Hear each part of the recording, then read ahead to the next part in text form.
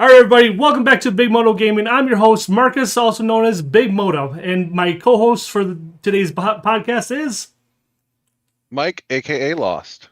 Hey guys, this is our first ever podcast here on Big Modo Gaming, and we decided to start talking about our favorite RPGs, tabletop RPGs, that is, and how many years we've been playing, and give our little bit thoughts on the genre in general.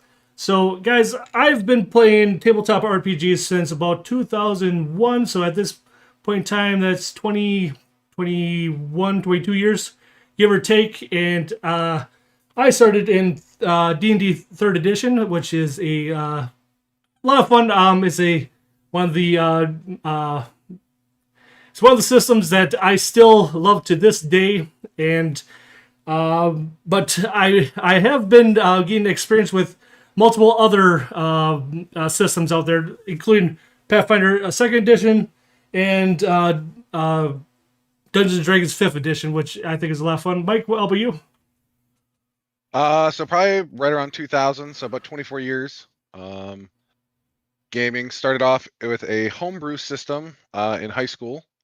Some friends of mine had it. We started playing. We did that pretty religiously, probably like 5 days a week for a couple hours a day for a couple of years. The game was probably, near and dear to my heart still. But yeah, no, I've played, started off like for official stuff, probably with 3rd, 3.5, moved on to 5th edition, skipped 4th edition. But I've done a lot of other systems as well. I played in GURPS, Savage Worlds, Pathfinder, Pathfinder 2, Palladium systems. Have you done any LARPing? No. I've done a very minor amount of LARPing, so not very knowledgeable on that one. So don't ask us about our LARP skills. I think we're pretty good at role playing, but LARP, we don't know much about that. Yeah. All right, let's see. As of right now, Lost, what do you think is your favorite system to DM? Savage Worlds. Savage Worlds, and why? So Savage Worlds is their motto is fast, furious, and fun, which I think it lives up to it for the most part. I like that. But it's simple. I want to say it's rules light, but there's still a lot of rules for it. But they're all pretty. They come off very what's the word I'm looking for, organic, right? So it just flows. Following that, probably 5th edition, just for ease of DMing as well. Yeah, 5th edition I find actually very easy edition to get the hang of. I'm really surprised of how easy 5th edition is. My favorite thing as a DM or GM is Pathfinder 1st edition. I don't know if you guys, everybody who's watching the video, you guys can see that I have a ruined 1st edition book. I've used it so gosh darn much. Yeah, Pathfinder 1st edition is by far my favorite one to DM because I feel like I know all the rules. I know the monsters. I have so many books to the thing, and I feel like there's nothing that I cannot not make in Pathfinder 1st edition. Unlike some of the other ones, I'm not exactly sure on the rules just yet. So I feel a little bit more hesitant on those. If that makes sense. Let's see. Mike, what is your favorite system to actually play as a player? When someone says, hey, we're going to play tabletop RPG, what one do you wish for the most?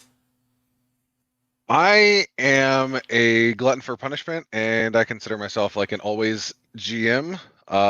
So if I ever do play, I'm pretty open to whatever anybody else is wanting to play. But I guess if I had to pick any type of genre, is probably the better option for me than the system would be like Star Wars. I prefer to play Star Wars than DM Star Wars.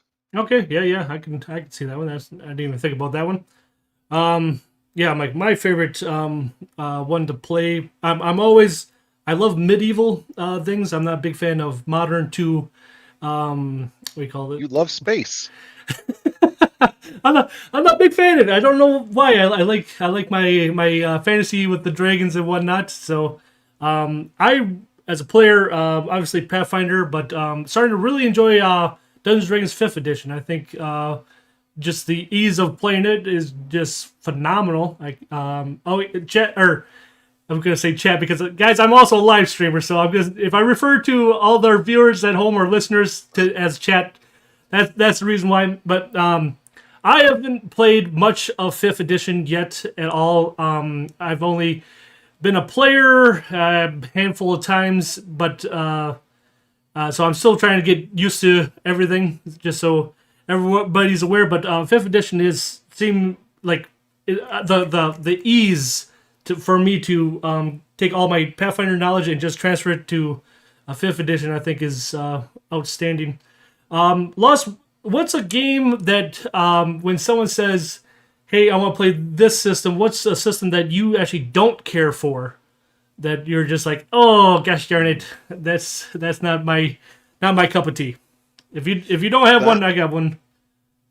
That is a great question, and I would have to say, and I've never played it, and I just have zero desire to do it, is 4th edition D&D. Okay, that's probably a pretty common answer, honestly. I have 4th edition. I tried renting it a few times, and I did not understand the system, and I did not particularly care for it. That's a good answer there, Lost. One of the systems that I'm not exactly all that keen for when people say it is World of Darkness, so the Vampire Masquerade and Werewolf of the Apocalypse. Whenever people are saying, "Hey, let's play this game," I automatically go like, I don't really want to, but I know I'm gonna have a good time with the current gaming group I'm in. They're outstanding to play with, so I know I'm gonna have a good time. But I never think to myself, "Yay, I'm looking forward to playing Vampire the Masquerade" or something like that. There's something about that system just rubs me the wrong way. I don't know if it's because it doesn't matter how many levels you have, you could fail at everything. Yeah, I would echo that as well. I think I have that same mindset towards it. Like I played Werewolf the Apocalypse, Mage the Ascension, Vampire the Masquerade. Like I played those, but I've always just been like, it's a fun, like you said, the group of people that plays those RPGs, I've had great experiences playing, and it's a lot of fun. But again, it's one of those that I would be like, you sure you don't want to play this system instead? Yeah, like, like let's do that. D&D Modern. I know that system has been D20 Modern. That one has been redesigned, and I think is a lot better for a more modern game. But I'm a big D20 system guy. I guess as yeah, I'm like whenever people say D&D, I automatically have a D20 system, or not D&D, but tabletop RPGs. I just automatically think of a D20 system. Yep. Have you played much for like 6-sided systems or the D10 system? No, I haven't played a lot of those. I've generally played like the Star Wars, but it was the D21. But it was heavily referenced with our GM for a lot of the D6 system stuff. He brought like kind of with him, so there was a lot of that type of stuff. So I haven't actually played a lot of the D6 systems outside of like Warhammer 40K. Oh, I've never played 40K. I see a lot of things about that on TikToks and whatnot. I'm like, this would be an interesting system, I think, but same time, as I understand, it's very expensive to get into, or very consuming system to get into. I'm just like, I don't know. But I hear that they made a RPG, and I have not tried the RPG. I don't know if I haven't even looked at it. Yeah, like I don't even know where to find it. It's probably Amazon it, but who wants to always buy everything on Amazon? Well, I kind of do, but what do you call it? The card shop owners don't want us to constantly go on Amazon for everything. Right? Hashtag sponsor question mark. Yeah. Yeah, guys, if you're looking for people to sell your items, we'll do that for you. We'll play your system, we'll review it, and we'll have some good times.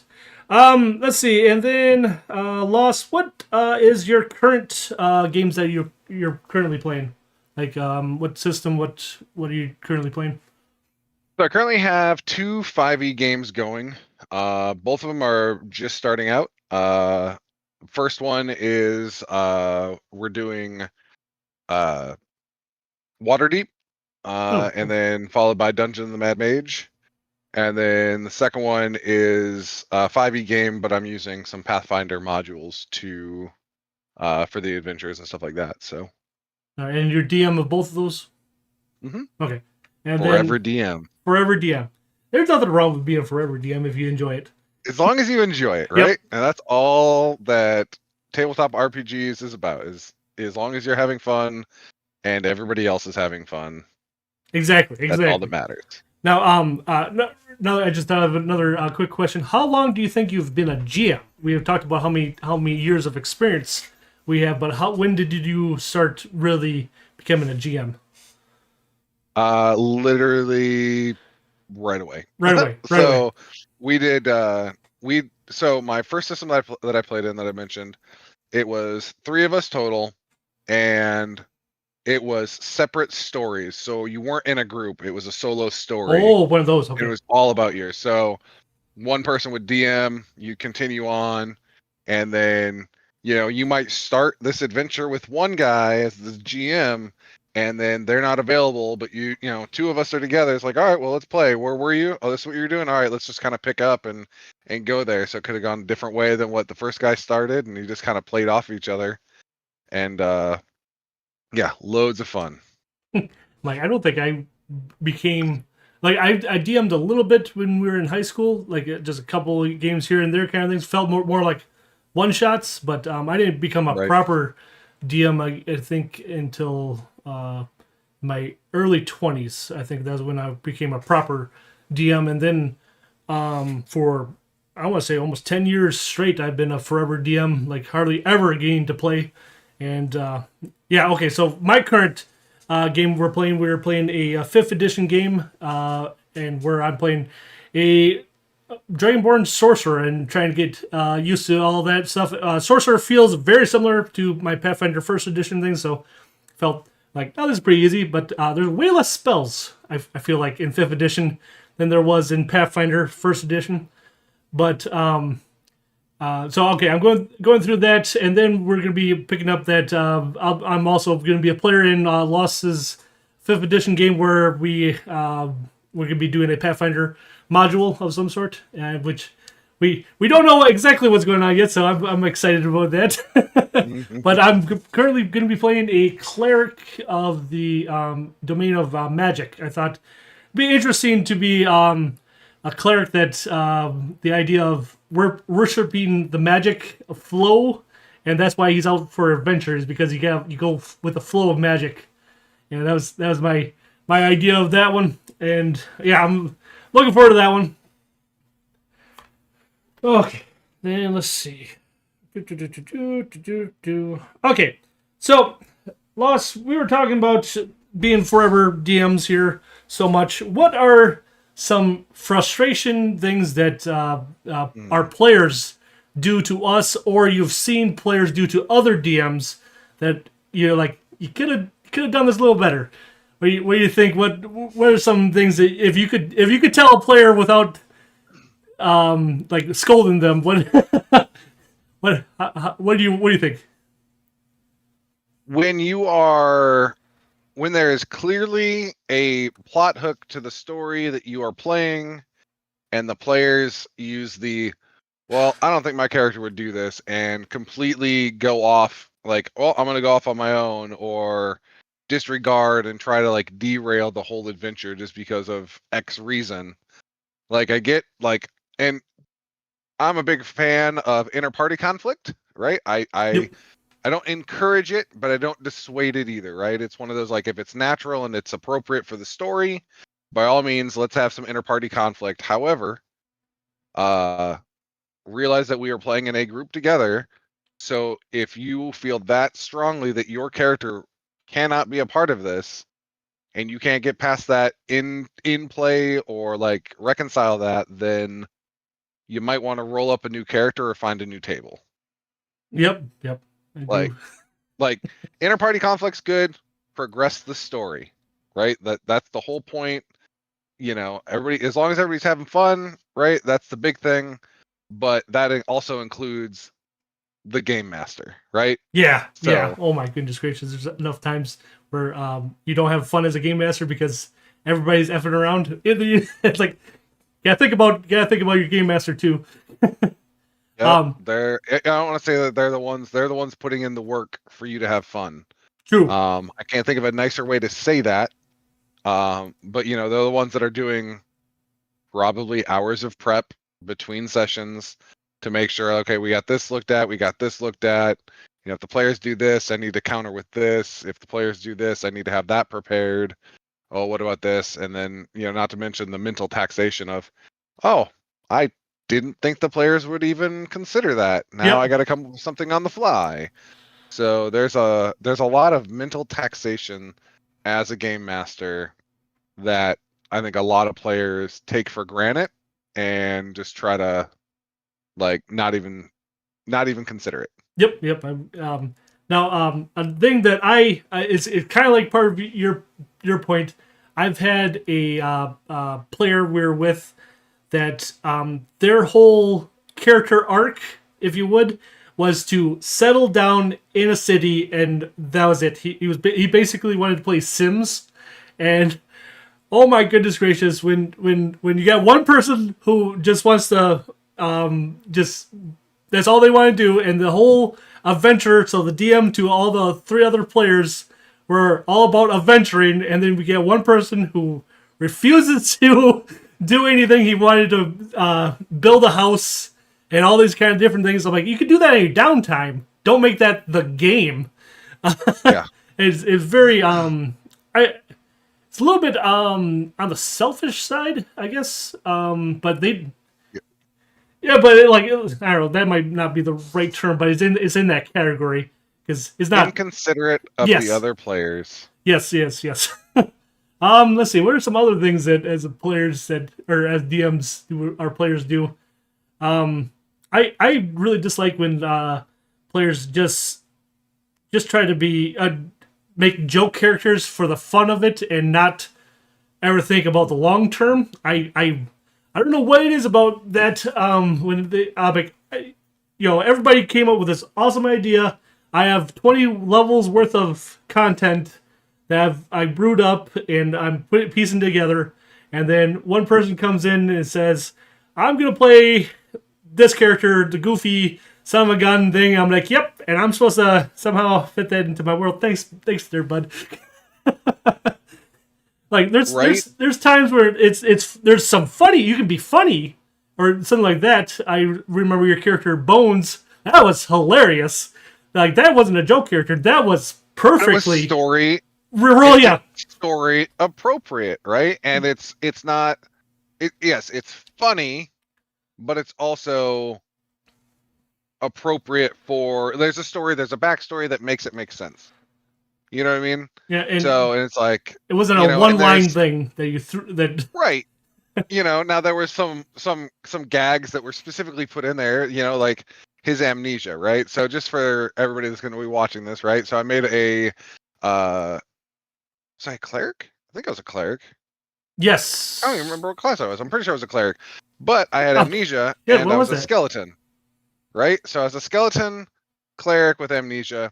I didn't realize that I was a skeleton, right? So I was like, basically the story was like I'd been resurrected as a skeleton for the deity. And so me introducing myself to the group was they were at the bar discussing basically some, their plans and stuff like that. And a skeleton walks up to the bar, sits down, and orders a drink, completely unaware of everything. And because he was, is denial and amnesia, like any chance that there was that that would come up to be like, oh, you should have known, right? Is that like he's just in denial, like, oh, somebody spilled beer, as I took back the tankard of ale and it goes everywhere because there's nowhere for it to go. It's like, oh man, people are being really inconsiderate and just spilling beer, And the role and play it's of the whole group was right, so phenomenal for that. right. but again, right? So it's funny. It provides comedic relief for the group, but this also adds to story. It adds to role play, and stuff like that. So it's not just that. It's fun for the group, not just for you. And as the DM, I had things I could do to keep that roleplay going, or Hmm. try to flush it. Like when people give you stuff as a DM to work with, that is phenomenal. Those people that Yes. don't want to give anything as a DM, oh, that's thanks for being a side character in my opinion. When those people who don't want to do like anything, it's like Yep. you kind of acting just like a side character here. Yep. And it's all fine. Not everybody enjoys role playing, and Right? they might Yes. just want to role play, right? Like just roll the dice, not actually act out, and that's perfectly fine. But you just got to find your niche in the group on what you're going to provide to the group and to the story. So, like, I do a lot of gaming with my son. He's 14. He's played in a lot of my games over the last couple of years. And there's a lot of times it's like, if you do this, like that goes against the party, right? And it's making him think of the party consequence and stuff like that. Or that's not in accordance with your alignment. So, in Savage Worlds, what I started doing, which made him really considerate of it, is so Savage Worlds gives you bennies or benefits, right? So they're little tokens that you can use to re-roll. So it's like hero points or Right. action points and stuff like that that D&D different variant rules will give you. So whenever he would do or say something that was contrary to his alignment or his character, I would tell him, "Give me a Benny," and he would lose one. So he was like, "Oh, all right, this is serious," right? Like, and it's to help teach, like, hey, like actions have consequences, so like you got to think about your character and stuff like that. But kind of going back to what you were saying, how people have like throwaway characters as well. Like for me, whenever I play a character, I always try to look at a different, I do a quick backstory, and then depending on how the campaign is, I'll flesh out that backstory pretty well. Um, and like it hurts when that character dies. You know what I mean? So like it's like, man, that sucks. And it's not because like the time wasted, right? Right. It's just because like you're like, oh man, like I invested emotionally into this character. Like this was my character. And I feel like a lot of players nowadays, it's what's the term? Oh, I hear people refer to their characters as toons, right? Oh, that's more of a MMO kind of mindset. Yep. Which is, but like when I started hearing people that, it made me think like, oh, they're not investing into their character. They're here to play a game, which is again perfectly fine. But like for me, I'm an investor. I invest emotionally into my characters. I want them to succeed. I want to watch them grow and do these epic things. Now, from that aspect, do you automatically like off of level one? Are you already emotionally attached, or do you wait until something happens and you're like, okay, now this character is my forever It depends on idea? the game. Okay. It depends on the game, right? So I would say for the most part, I will have a small attachment at level 1. But naturally as the game goes on and progresses, and when I do some off the wall crazy shit that succeeds, it's like, all right, this guy's good. We're good. Like Yep. now I'm invested. Oh, yeah. Like, um, to me, right off level one, I'm not normally very invested into the character. But if we hit level two, and I see how the world is working and the DM's working, and I can start playing that future, that's when I'm getting attached to the character. And Yep. but off level one, I'm not normally super attached. So or off the first like one or two play sessions, I'm not normally super attached because I've had a few characters. Even after a while, I'm just like, I'm not attached to this character at all. I feel like I should Yeah, re-roll him, but he's part of the party. But I'm like, I'm not attached to this character at all. I don't like when that happens. Right. And I think, I was thinking about it more and more as we're sitting here talking about it. And I think one of the main reasons for that uh, lack of attachment for a lot of players now is that you're only making this character for this campaign. And it's generally a pre-written campaign. So we'll use like the modules and stuff like that, right? Yep. Like I personally, I love running modules lately.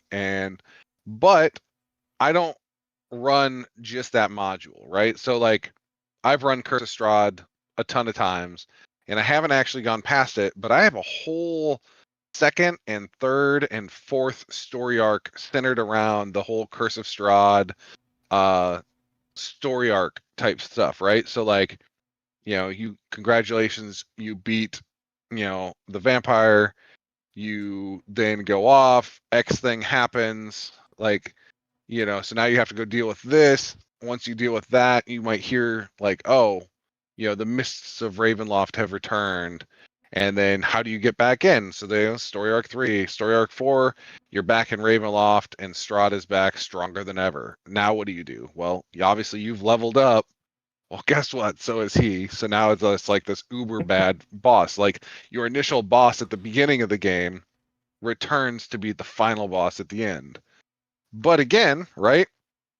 You have these characters that you have a predefined story arc, whereas before it was all homebrew and just, it was about your characters. It's about, hey, we're just going to adventure and do stuff. Yep. So you didn't have that predefined, like, okay, well, this character is only good for this. It's like, all right, we're doing a homebrew campaign. They're good forever. So I feel like you emotionally attach yourself to that more than, okay, we're just going to play uh Rise of the Rune Lords, right? A Pathfinder campaign, Yep. right? All right, cool. Like it's a longer campaign, which is good, but again, that's what we're playing. So now it's more of you're not playing Pathfinder, you're playing The Rise of module. the Rune Yep. Lords, right? You're playing this module. So Which is that linear pathing and everything right. else. So even if you did die, you could interject another tune in at any point there. Right. The, funny thing, we talk about tunes and whatnot. If you remember, Channel 2, my video editor, back when I used to DM for him, he could never come up with a name, and all of his characters were exactly the same for role play and everything. He just kind of like was the same character. He might have been different classes and whatnot, but the thing, he was not big about the actual role play. He just wanted to have fun and do things. He's kind of like I think the term is I've been hearing nowadays is beer and peanuts kind of gaming. Not big in the role play, not like that. But it got to the point he could never think of a name, and he was never really that invested into the characters. Even if we went up to level 20, he wasn't like super invested. He was more invested into the powers and like the actual game side. It got to the point we call them MT, also Mike's tune, or just empty, like he's empty of role play. Just, and that stuck for a long time. Like he was actually kind of proud of the new MT. Nice. It's like, what the heck? Nice. But all right, and then let's see what else. Is there any other things that would love to tell just players? Or I know there's things that like DMs. You get as a DM, you cannot be too stuck in your ways. Like you were saying, you gotta be able to adapt quickly, and Yep. that's where those hours of research on your setting just comes in super handy. Yep. No, I think the only thing else I would say to both, for players and game masters, right, is, if you're a game master, don't be afraid to talk to your problem players, take them aside, explain like, hey, like, I think this is an issue. This makes this not fun for this player. This makes it not fun for me. Like, and if they're like, well, sorry, that's how I play. Don't be afraid to tell them to find another table. Yep, you gotta let Um, those problem players go. I've dealt with them you do. for too long. I think as a too young of a DM, I kept them my problem players around longer for because one, I felt like if I lost them, then I lost my game. But I also Yes. lost the sanity that I put into building my game.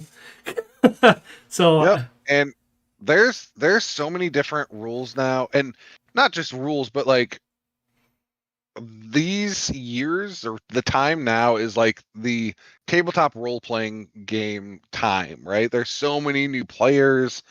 yes, oh my With goodness. new players comes new problems, comes new insights, right? There's both, good and bad to that. More good than bad is what I've seen, which is good. But also uh nope, lost my train of thought. All good. I've been worried about doing that to myself. I'm like I'm gonna lose my train of thought at some point Yep. in this. No, I got it back. I got Oh, it back. go go go.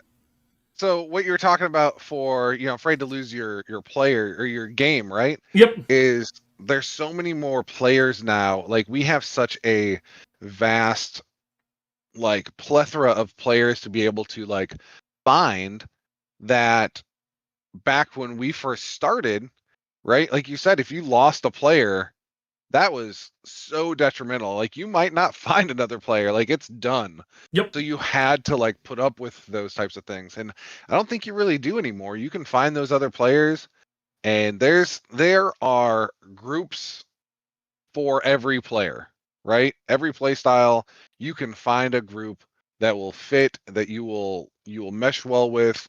And if you're a brand new player and you have a bad experience, find another group and try it again. If it's something that you're like, I think I would have fun with this, but man, these players are like this group that I had found, like I did not have fun. Like this game is not what I thought it was going to be.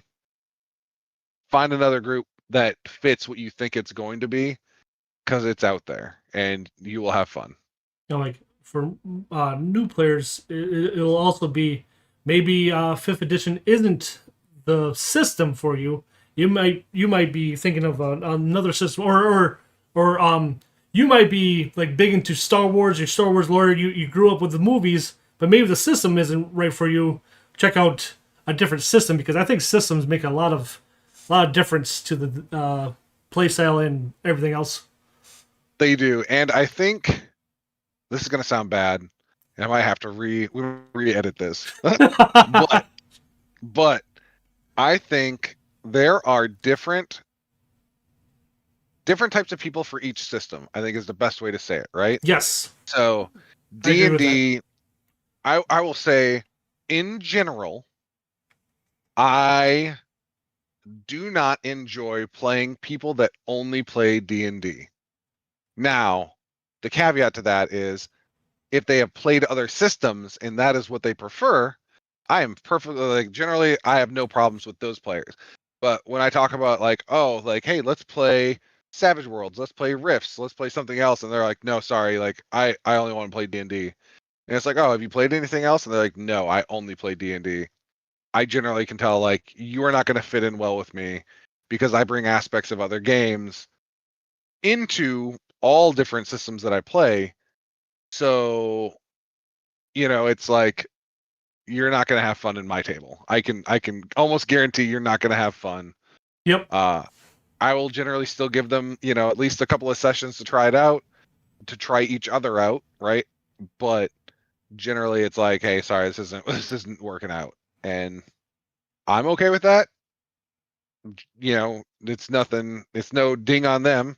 They're just not the player for my gaming style for GMing. Yep. I'm like, yeah. I actually, we're not gonna edit that out because I also think the same thing. But I've actually had a couple different players like that, and trying to get them to want to play, say, for example, Pathfinder, since, like I said, is my favorite system.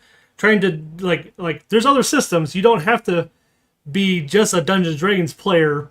Like you can have fun with any system. Nope. And I don't know. I think that come back from our youth of switching all the different systems. Maybe that's what made us more, I don't know, experimental, that we can jump between things.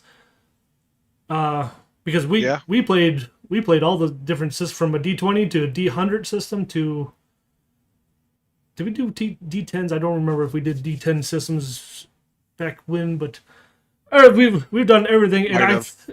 I feel like that's actually one thing I gotta give props to, the even though I was saying that I don't particularly care for the Vampire the Masquerade system or like world, it made me really improve or happy to flex my roleplay muscle, and that's where, and then you can take that, because now you got your pump on, you know what I mean.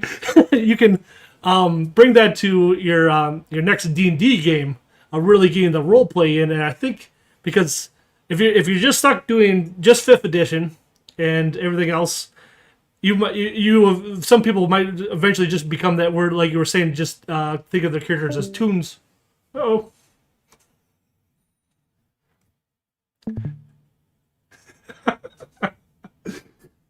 all right. We lost him. All right, everybody. That is going to be the end of our first ever podcast. Of course, just like any little thing that you try to get off the ground, there is some technical issues. Unfortunately, lost his internet slash Discord, and will not be here at the end of this little thing. So, guys, I want to thank you guys very much for tuning in or listening in.